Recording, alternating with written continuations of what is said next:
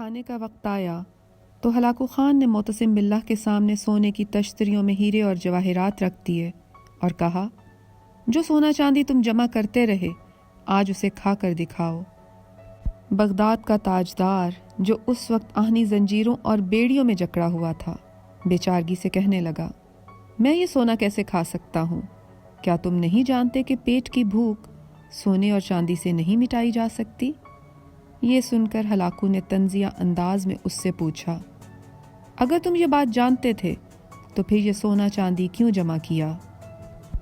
خلیفہ معتصم باللہ نے تعصب سے جواب دیا، یہی اللہ کی مرضی تھی۔ یہ بات سن کر ہلاکو خان نے کڑک دار آواز میں اس سے کہا، پھر جو تمہارے ساتھ ہونے والا ہے وہ بھی خدا کی مرضی ہوگی۔ پھر ہلاکو خان نے معتصم باللہ کو مخصوص لبادے میں لپیٹ کر گھوڑوں کی ٹاپوں تلے رون ڈالا۔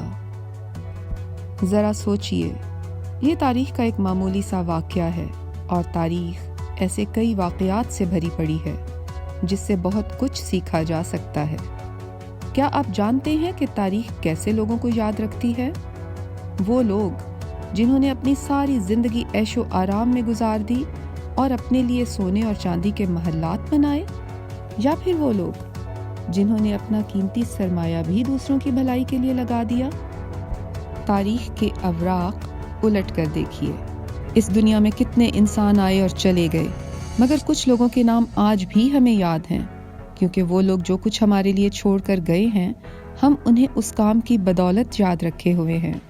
اس لیے اپنے لیے دولت اور سونا چاندی جمع کرنا چھوڑ دیں، کیونکہ آپ اس دنیا سے خالی ہاتھ جائیں گے۔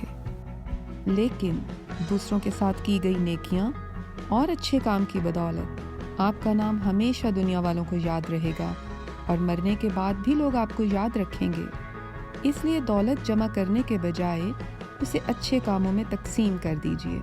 اگر کچھ جمع ہی کرنا ہے تو نیکیاں جمع کیجیے، کیونکہ یہ دنیا اور آخرت دونوں میں آپ کے کام آئیں گی۔ اگر آپ بھی تاریخ کے اوراق میں اپنا نام دیکھنا چاہتے ہیں تو لوگوں میں آسانیاں تقسیم کیجیے، ورنہ وقت کی دھول میں ایسے گم ہو جائیں گے کہ تاریخ کے اوراق میں آپ کا نام و نشان تک نہ ملے گا۔